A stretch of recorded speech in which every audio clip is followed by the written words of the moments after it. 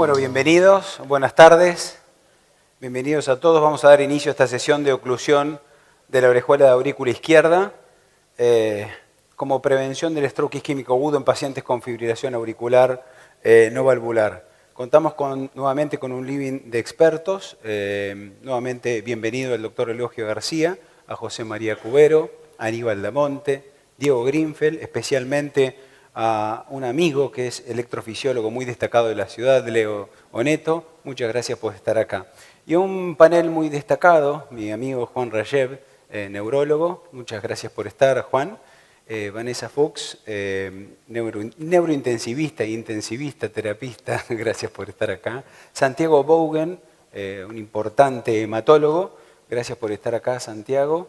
Y Guillermo López Utrix, un excelente cardiólogo clínico de la ciudad de Tres Arroyos y experto también en imágenes. Este programa lo hemos iniciado hace 2 años con la ayuda del doctor Aníbal Damonte y realmente en 2 años hemos podido hacer muy poco, ¿no? Estamos en curva de aprendizaje y como dice Eulogio, si experiencia de 100 o más de 100, estamos todavía con anécdotas y teníamos, me llama Pedro Ferrari, cardiólogo clínico de la ciudad de Tres Arroyos, por un paciente de 82 años que tenía como antecedente un accidente cerebrovascular hemorrágico, le tuvieron que hacer una craneostomía y posterior a esta tuvo una fibrilación auricular que tenía por lo tanto contraindicación de anticoagulantes, igual lo anticoagularon, tuvo una complicación hemorrágica, le suspenden los anticoagulantes, tuvo 3 episodios de accidente cerebrovascular isquémico hasta que llega a la consulta con Pedro y ahí me llama. O sea que ya en este paciente no estamos haciendo prevención del stroke isquémico, por lo menos prevención primaria, sino que cuaternaria. Tarde, pero me llama Pedro, se le hace un eco transesofágico y se le ve, se observa trombo en la orejuela de aurícula izquierda, motivo por el cual deciden darle dabigatran en bajas dosis. Era un paciente con muy mala función ventricular y al mes que le dieron dabigatran en bajas dosis lo estudiamos mediante angiotomografía multislide, donde se pueden obtener imágenes muy bonitas para ver la morfología previamente y también para ayudar a medir la orejuela y poder decidir en el tamaño del dispositivo.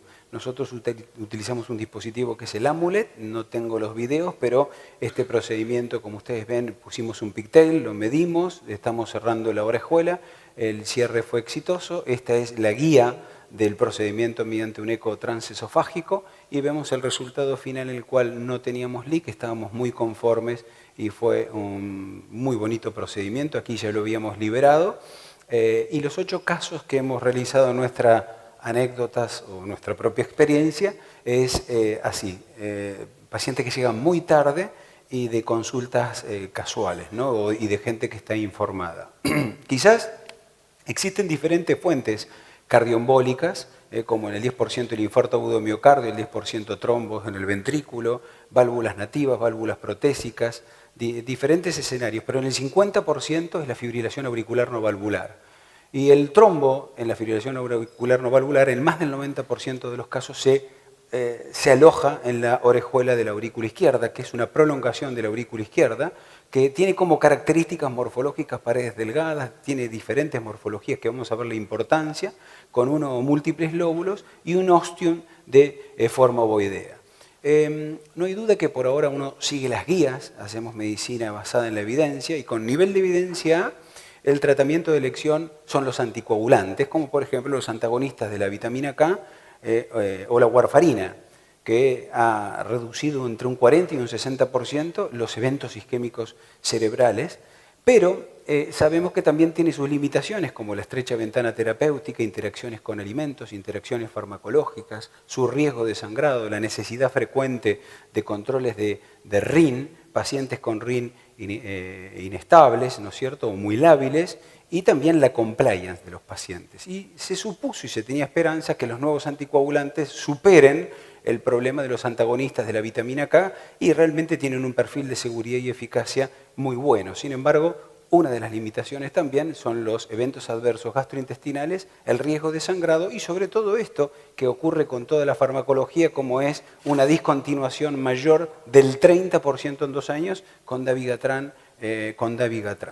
Entonces, si uno ve cuál es la tasa de discontinuación, de compliance de estas medicaciones tan importantes como prevención de un stroke isquémico, tanto los anticoagulantes nuevos como con la warfarina oscila entre un 16 y un 40% de abandono de la medicación.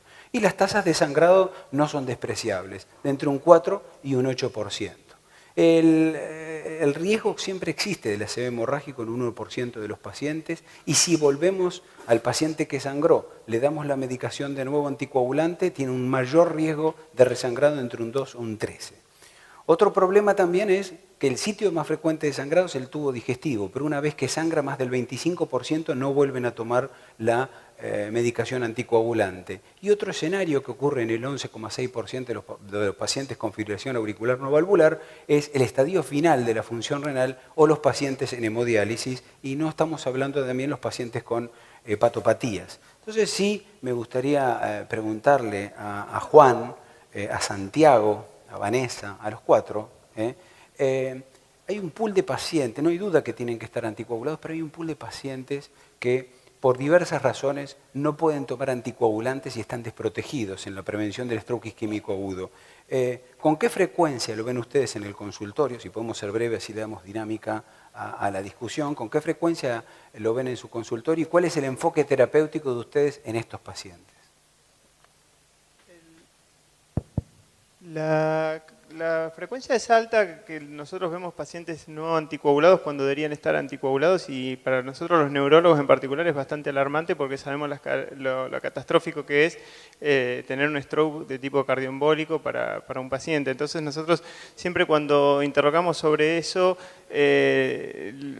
cerca de, sí, te diría que casi el 50% puede llegar en algunos casos de encontrar eso.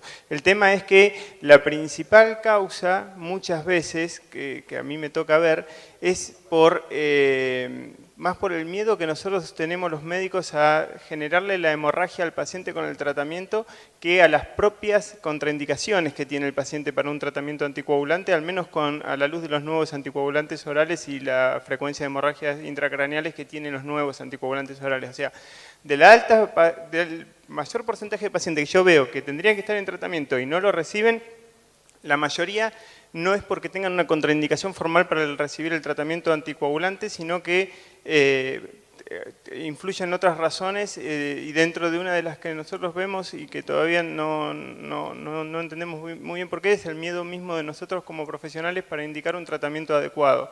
Veo un RIN por debajo del que corresponde o el uso de aspirina cuando no debería por ahí haber eficacia en eso. Así que eso es lo que yo más veo en mi práctica diaria. ¿Vanessa? Bueno, a nosotros por ahí nos toca ver el paciente ya más o menos como lo que vos comentaste, ¿no? Ya cuando la catástrofe ocurrió, pacientes que ya por ahí hicieron ACV isquémico o ACV isquémico con transformación hemorrágica. La verdad que en terapia intensiva a veces es difícil indicar la anticoagulación porque el paciente es paciente crítico y tiene otras comorbilidades, y es bastante frecuente esto de sangrado gastrointestinal o sangrado cerebral y que contraindique, y más en el medio público la verdad que es bastante difícil acceder a tratamientos como este del cierre de la orejuela, ¿no?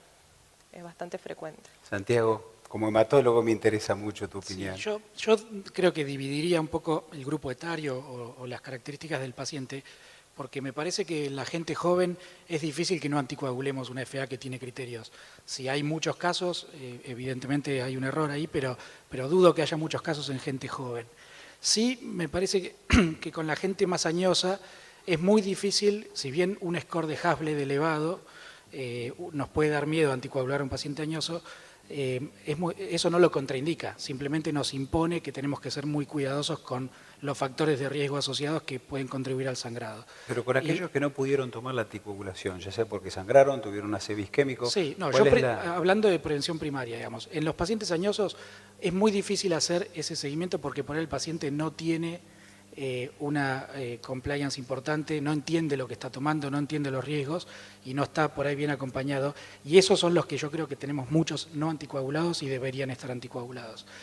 Difícil, digamos, que nos pase eso con alguien más joven, como prevención primaria. Ahora, el que ya tuvo un evento y tiene una contraindicación de anticoagulación, digamos, es un problema cotidiano. La exclusión de la orejuela para nuestro medio no es algo que se haga de rutina, digamos, y que no se considera de rutina, y tampoco está bien por ahí establecido la cuantificación de ese riesgo de sangrado.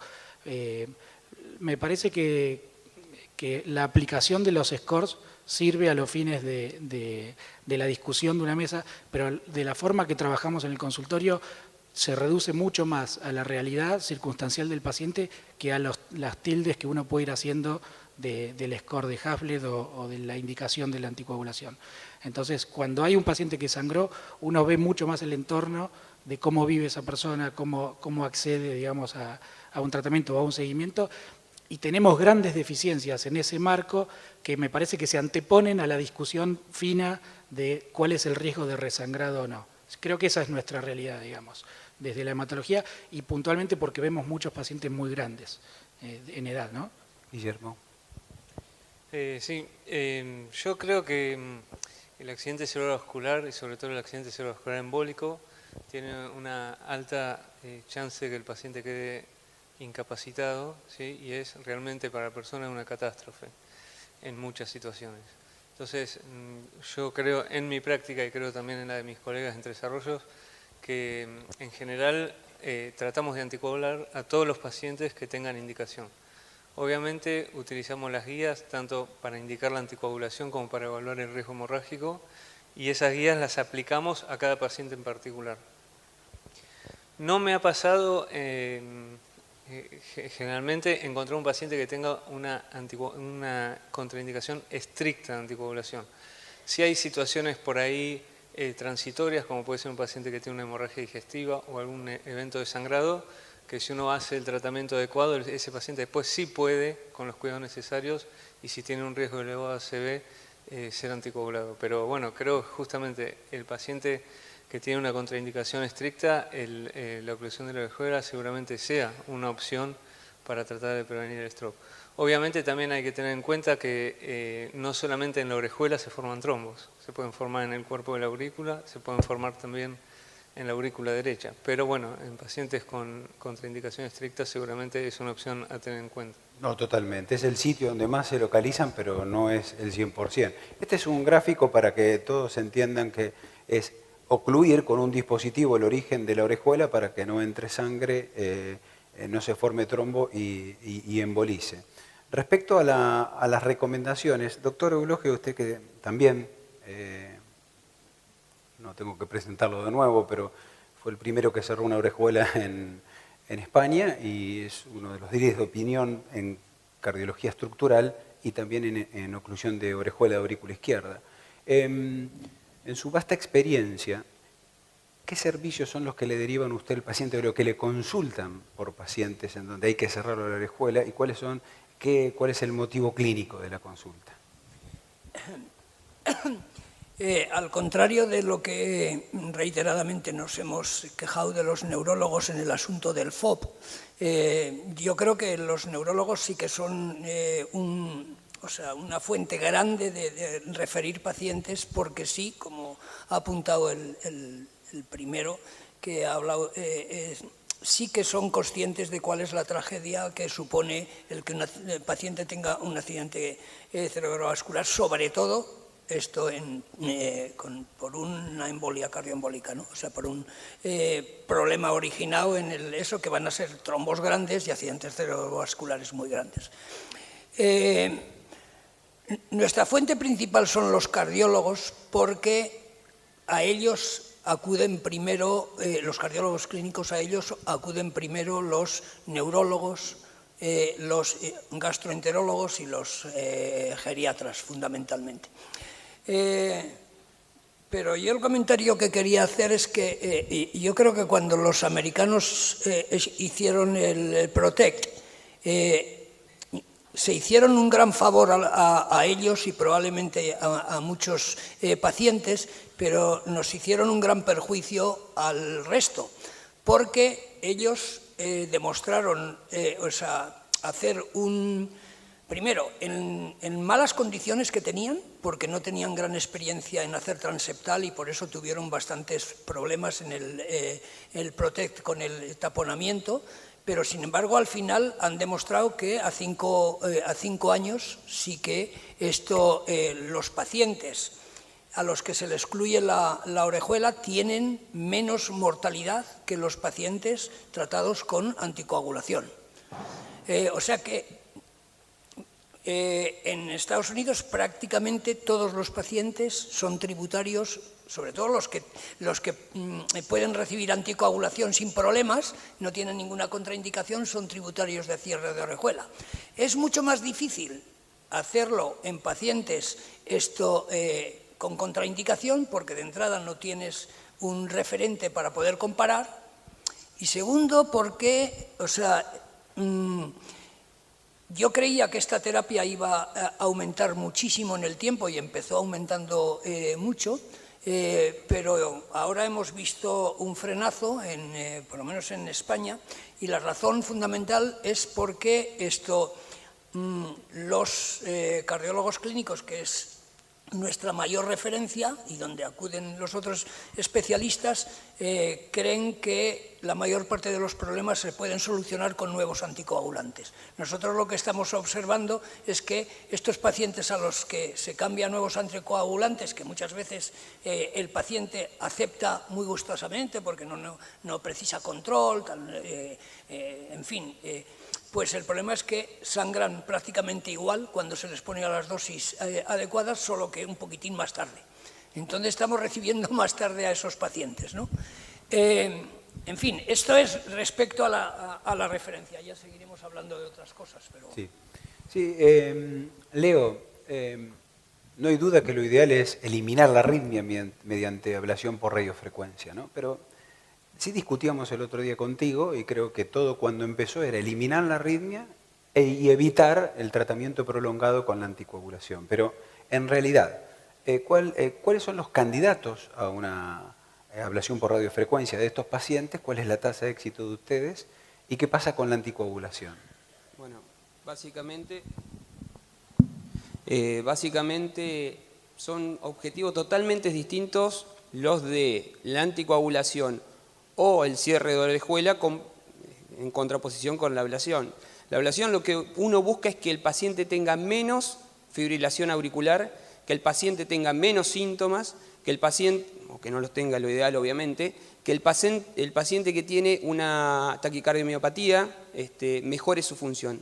Esos son los objetivos principales de la ablación por radiofrecuencia.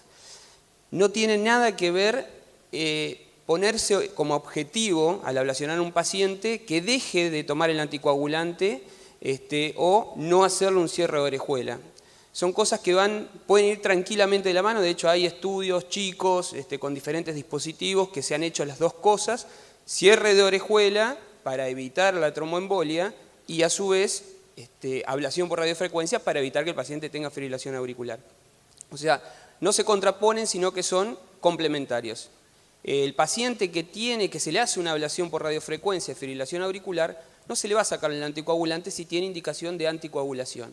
Entonces, aquel paciente que tenga contraindicada la anticoagulación puede ser candidato a oclusión de orejuela izquierda. Son complementarias, como te decía. Lo que uno hace, también eso pasó con el Cabana, que es un estudio que a mi entender está mal diseñado por esto justamente, es antiarrítmicos versus ablación por radiofrecuencia. me parece que es algo complementario. Lo que uno quiere es que el paciente no tenga fibrilación auricular, no quiere sacarle la medicación, no quiere sacarle el antiarrítmico, no quiere sacarle el anticoagulante. Si lo puede hacer, bienvenido sea, pero no es el objetivo. Aquel paciente que tiene indicación de anticoagulación, después de hacerse una ablación por fibrilación auricular, va a quedar anticoagulado, y al que no se le pueda anticoagular, por ya ha tenido sangrado, por las indicaciones que tiene el cierre de orejuela, se le indica cierre de orejuela. Son distintas. Nosotros tenemos una buena tasa de éxito de ablación por radiofrecuencia, 75,6% es nuestra tasa de éxito, el seguimiento a 3 años. La verdad que nos va muy bien, pero muy pocos pacientes le sacamos el anticoagulante, y son aquellos pacientes que no tienen indicación de anticoagulación. En los primeros 3 meses siguen anticoagulados por más que no tengan indicación de anticoagulación, y después aquel que tenga un CHA2-VASc de 0 se le saca. A los otros se sigue anticoagulando. Aníbal, te quería preguntar, ¿cuál es la metodología de estudios que vos utilizás, si usás multimodalidad o solamente eco transesofágico, para los pacientes aquí en eco, aquí en tomografía, para estudiar la morfología, la orientación de la orejuela, los tamaños, para ayudar, para colaborar en decidir, ¿no es cierto?, el tamaño del dispositivo, que es algo muy sensible en este procedimiento, y cómo los preparás, porque como hablábamos contigo, ¿no? El tamaño de la orejuela depende de la presión de la aurícula izquierda, y siempre cuando estuvimos haciendo los procedimientos, te he recomendado por lo menos una presión de 10 milímetros de mercurio o más. Entonces, muchos pacientes soñaniosos llegan deshidratados, y capaz que estamos haciendo un estudio que lo irradia, le damos contraste y no es el tamaño adecuado de la orejuela para ayudarnos a elegir el dispositivo. Sí, bueno, eso me parece muy importante, pero en 10 segundos quisiera hacer un comentario que me pareció muy interesante, las apreciaciones. Lamentablemente la realidad argentina, la de Latinoamérica como región y la del mundo, no es la realidad de Tres Arroyos. Y yo lo voy a presentar después. Hay muchísimos pacientes que no se anticoagulan, probablemente por culpa nuestra, por culpa de los médicos, que no los hacemos concientizar. De hecho, en nuestro país la principal causa, de acuerdo a los registros de la Sociedad Argentina de Cardiología, es la edad avanzada. Y sin embargo, la edad avanzada, si bien los torna más vulnerables y más proclives a sangrar, no es una contraindicación absoluta. Pero la verdad que no se le hace nada y ese paciente va a tener un stroke indefectiblemente porque tienen scores altísimos. O sea que eso me parece importante, que obviamente como médicos tenemos que tomar un rol en quién se puede insistir sobre la anticoagulación y en quién debemos identificar rápidamente para esto antes de agarrarlo después de las catástrofes. Yendo a lo tuyo específicamente, la verdad que en Argentina empezamos a fines del 2009 a hacer cierre de orejuela auricular izquierda, y lo que utilizábamos como método de screening y como método, por supuesto, de guía del procedimiento, el eco transesofágico. En este caso, el eco 3D personalmente creo que aporta poco, si bien hay centros que lo utilizan, pero yo creo que no aporta para esto demasiado, es diferente que en otras intervenciones estructurales, y por supuesto que, como vos bien mencionaste, muchas veces la dimensión de la orejuela que uno midió en el eco diagnóstico del paciente, donde excluyó la presencia de trombo o no, que podemos después hablar también si la presencia de trombo es una contraindicación absoluta o no según la condición clínica del paciente, ya que hay alternativas técnicas para evitar tocar o movilizar ese trombo. Obviamente el eco transesofágico en el momento de la intervención, con el paciente adecuadamente precargado, midiendo las presiones luego de la punción transeptal, nos va a dar cuál es la dimensión real que tiene esa orejuela, y le confío más al eco transesofágico que a la angiografía cuantitativa que podemos hacer nosotros, que por ahí tiene más variabilidad. Creo que la tomografía multi-slice previa es importante según el dispositivo que uno vaya a usar. Si uno va a usar un dispositivo de liberación superficial, es decir, en el cuello de la orejuela, donde, por ejemplo, Cardiac Plug o Amulet, cualquiera de las dos generaciones, que es lóbulo en el cuello, disco en la boca, si es un cactus, si es un chicken wing, si es una manga de viento, un coliflor o lo que sea, tiene menos trascendencia que si uno va a utilizar un dispositivo de localización profunda como puede ser el dispositivo de Watchman. Y bueno, quienes tienen experiencia, nosotros en el país hay mucha más experiencia con los dispositivos de Aga, St. Jude, Abbott, que fue la secuencia en la que los comercializaron acá en el país, que con Watchman, que entró posteriormente. Pero bueno, hay centros en Europa y en Canadá, sobre todo, que están estudiando mucho el rol de la multi-slice como evaluación previa al procedimiento. Por ahora, la verdad que en la práctica nuestra, en Latinoamérica en general, el transesofágico sigue siendo la evaluación previa más utilizada. Sí, como vos bien dijiste y estudiando en las imágenes, existen diferentes morfologías de la orejuela, la de ala de pollo, ¿no es cierto?, 48%, cactus, manga de viento y la de menor frecuencia es coliflor. Pero no solo tienen impacto o importancia en la complejidad terapéutica, sino en la incidencia en cómo se asocian al riesgo de stroke isquémico. La que más riesgo de stroke isquémico tiene es la coliflor y la que menos es la chicken wing. Doctor García, usted aquí conocemos el Watchman y el Amulet, y hay una diversidad más de dispositivos, pero como usted dijo, los programas vienen creciendo muy lentamente. ¿Debemos tener experiencia en más de un dispositivo o con un dispositivo podemos cubrir todas las anatomías en el tratamiento de la oclusión? Bueno, primero nosotros siempre hemos usado el ecotransesofágico y la verdad estoy de acuerdo en que el 3D aporta poco. A veces al final te lo ponen para que veas desde arriba cómo la tortilla cierra la sartén, pero vamos, en realidad no. Yo creo que hay bastantes dispositivos, pero que se utilizan fundamentalmente dos. Yo creo que es bueno tener experiencia con uno, si ese puede hacer todas las cosas. Y la verdad es que yo creo que el Amulet prácticamente puede cerrar todas las formas. Hay que amoldarlo a veces, pero puede cerrar prácticamente todas las formas de orejuela. Y el problema es que si tú no tienes un estudio previo claro y ves que tiene suficiente profundidad para para poner un Watchman, a veces vas a tener problemas y no lo vas a poner, o sea, y el paciente va a salir de ahí. Y después, si el Watchman, o sea, si la orejuela empieza con una parte con poca profundidad y otra desviación hacia un lóbulo anterior, pues tampoco vas a poder ponerlo. Hay una serie de cosas que no puedes. Y yo creo que desde que salió el Amulet, el ACP probablemente era más difícil pero desde que salió el Amulet todavía no ha habido ninguna orejuela que no hayamos podido cerrar. O sea que yo creo que es mejor tener experiencia con una, bastante, que no coger distintos dispositivos y tocar en cada sitio para al final no tener experiencia con ninguna. O sea que... José Mari, con el doctor García hemos vivido las primeras experiencias también en España cuando guiaba los cierres de comunicación interauricular con eco intracardíaco. ¿En tu centro tienen experiencia de guiar este procedimiento con eco intracardíaca? ¿Lo ves válido o lo hacen siempre con transesofágico? Nosotros en principio lo hacemos siempre con transesofágico. Es cierto que el eco intracardíaco está últimamente pues, aumentando en diversos centros, pero el problema del eco intracardíaco que le veo es el coste incremental del eco intracardíaco, puede ser 1.000 euros, 1.100. Técnicamente pues implica meterte en lo que es la aurícula izquierda, mirar ahí y bueno, puede ser un poquito más divertido posiblemente. Hay un subgrupo de pacientes que puede ser muy interesante, sobre todo los pacientes cirróticos, que sabéis que tenemos el problema de no poder meter por la sonda, y entonces en ese subgrupo yo creo que debemos de entrenarnos pues, para poder abordarlo, que va a ser un grupo a lo mejor alto.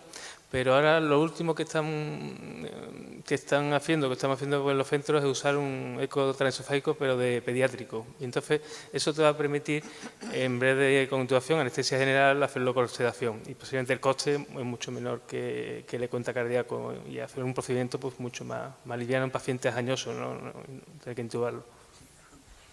Una cosa, se ha hablado del TAC. ¿Cuándo fue? ¿Ayer o anteayer? No, ayer estuve volando. Anteayer. Yo cerré una orejuela en un paciente cirrótico con varices esofágicas, imposible utilizar nada, y entonces previamente le hicimos un TAC. Y la persona que hace es una persona muy estudiosa y además que lo hace muy bien y te sirve para ver qué forma tiene. Para las dimensiones hay mucho error. Y la verdad, al final nos tuvimos que valer de lo que se había extrapolado del TAC con la angiografía, esto que hicimos nosotros, y el TAC daba una medida bastante mayor, pero después resulta que cuando seguías los consejos que daba la gente que ha escrito artículos, daba un número mucho más pequeño, pusimos un 28 y probablemente, digamos, para más seguridad mía y menos taquicardia, debíamos haber puesto un 31 y el TAC nos aconsejaba poner un 25. El eco... Otra cosa, el eco intracardíaco, a mí me parece que hay bastante extensas muestras de problemas que han tenido los que lo usan, porque no siempre ves lo que está ahí. Y respecto al eco transesofágico, yo me acuerdo que en un hospital que fui en París a proctorizar orejuelas, había un taiwanés, me parece allí, creo que era así, un taiwanés que vivía en Francia, que él había desarrollado, además es un centro que ya ha publicado varios artículos para otras cosas. Lo que hacen es con la sonda del ACUNAF, la meten por intranasal con anestesia local, y la verdad es que necesitas un aparato de eco que sea un acusón, pero las imágenes son prácticamente iguales que el eco transesofágico.